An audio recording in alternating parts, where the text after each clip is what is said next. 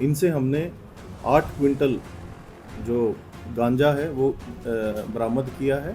जो कीमत का जो हमने आकलन किया है वो 1,60,00,000 के आसपास इसकी कीमत आकी गई है। तो इसका भी उचित पुलिस रिमांड लिया जाएगा और जहाँ जहाँ इसने इस नारकोटिक्स को सप्लाई करना था तो उन व्यक्तियों को आइडेंटिफाई करके उनको भी गिरफ्तार किया जाएगा।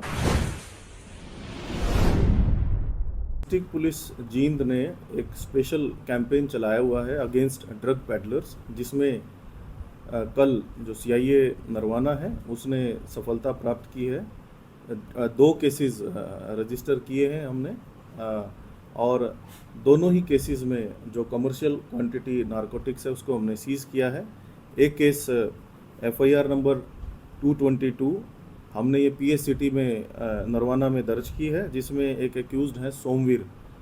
ये मिर्चपुर के रहने वाले हैं, डिस्ट्रिक्ट हिसार के, और इनको हमने गिरफ्तार किया है बाय फॉलोइंग ड्यू प्रोसेस और स्टैंडर्ड ऑपरेटिंग प्रोसीजर।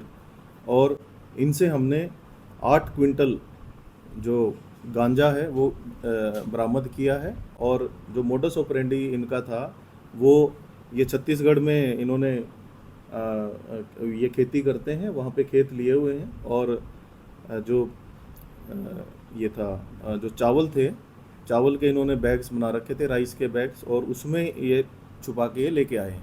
तो ऑल द वे वहाँ से ये ट्रैक्टर में लेके आए। हमें इनपुट थी, हमारी टीम ने इनको जब ये इन्होंने जींद क्षेत्र में एंटर किया है तो इनको राउंड अप किया है और इनकी अभी माननीय अदालत में हम इनको पेश करेंगे जो एक्यूज्ड हैं, और उनका उचित पुलिस रिमांड लिया जाएगा। जो भी व्यक्ति जिनको ये सप्लाई करने जा रहे थे उनको आइडेंटिफाई कर लिया गया है और जहाँ से ये लेकर आए हैं उसके बारे में भी हमें ड्यूरिंग जो इंटेरोगेशन है इनपुट्स प्राप्त हुए हैं। तो हमारी वेरी सून जो आउट ऑफ स्टेट जो नाम आया है जिन स्टेट्स का, वहाँ पे हम अपनी टीम्स को भेज रहे हैं ताकि जो सप्लाई चेन का पूरा इनका नेटवर्क है उसको ब्रेक किया जाए। दूसरा, इसी कड़ी में एक मुकदमा केस नंबर 258 ये पीएस सिविल लाइन में हमने दर्ज किया है, जिसमें एक्यूज्ड हैं कृष्ण कुमार। इनको अरेस्ट किया गया है विद 30 किलोग्राम गांजा। ये भी कमर्शियल क्वांटिटी है। और बेसिकली जो फर्स्ट हमने जो एक्यूज्ड अरेस्ट किया था सोमवीर ही इस व्यक्ति को सप्लाई नारकोटिक सप्लाई करता था और इसको भी गिरफ्तार किया है और ये फर्दर इसको सेल करता था। तो इसका भी उचित पुलिस रिमांड लिया जाएगा और जहाँ जहाँ इसने इस नारकोटिक्स को सप्लाई करना था तो उन व्यक्तियों को आइडेंटिफाई करके उनको भी गिरफ्तार किया जाएगा। हमारा एक ही उद्देश्य है कि हम जो हमारी जो टीम्स हैं, एंटायर जो डिस्ट्रिक्ट जींद की टीम्स हैं, वो निरंतर कार्य कर रही हैं अगेंस्ट ड्रग पेडलर्स। और इसी कड़ी में हमने 11 जो केसेस हैं रिसेंट टाइम्स में दिए हैं स्टार्टिंग फ्रॉम 10 जुलाई। इन 20 दिन की अगर हम बात करें तो 11 केसेस हमने रजिस्टर किए हैं, जिसमें से 6 केसेस जो कमर्शियल क्वांटिटीज़ के जो ड्रग सप्लायर्स थे उनके खिलाफ किए हैं और 17 हमने एक्यूज्ड को इनमें अरेस्ट किया है। तो अगर वैरायटी ऑफ ड्रग्स देखें तो जिसमें हमने एल्प्राजोलम जो टैबलेट्स हैं वो भी कमर्शियल क्वांटिटी में सीज़ की है।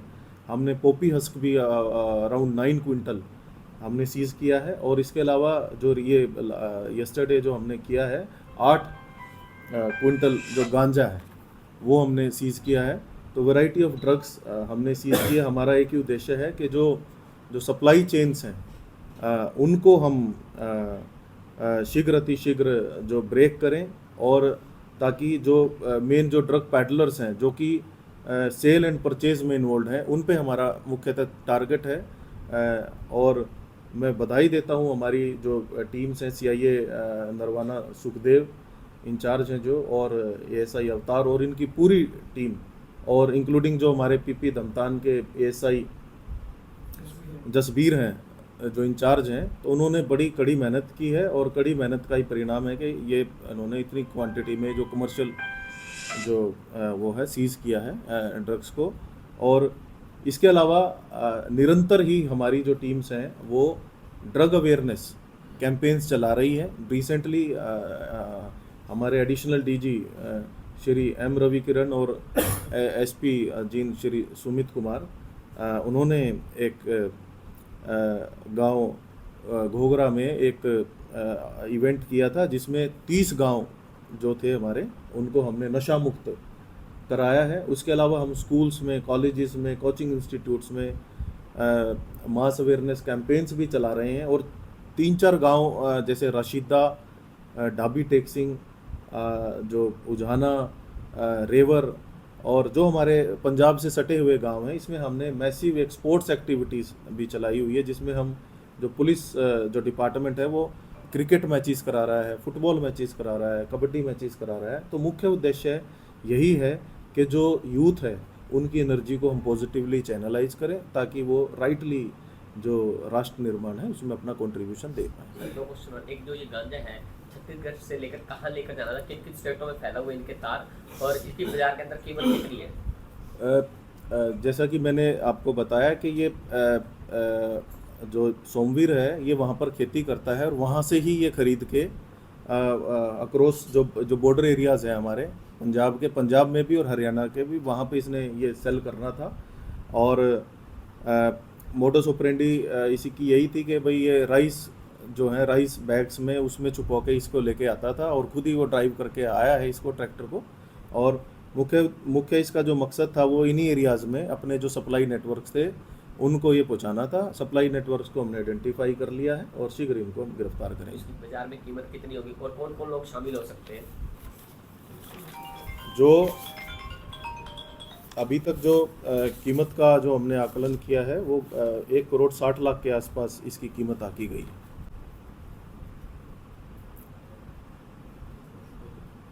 सर, जो आपने लगातार नशा मुक्ति अभियान चलाया हुआ है, अभी तक कितनी पुलिस को सफलता मिली है, कितने युवाओं को आप अभी तक प्रेरित कर पाए हैं इस बारे में?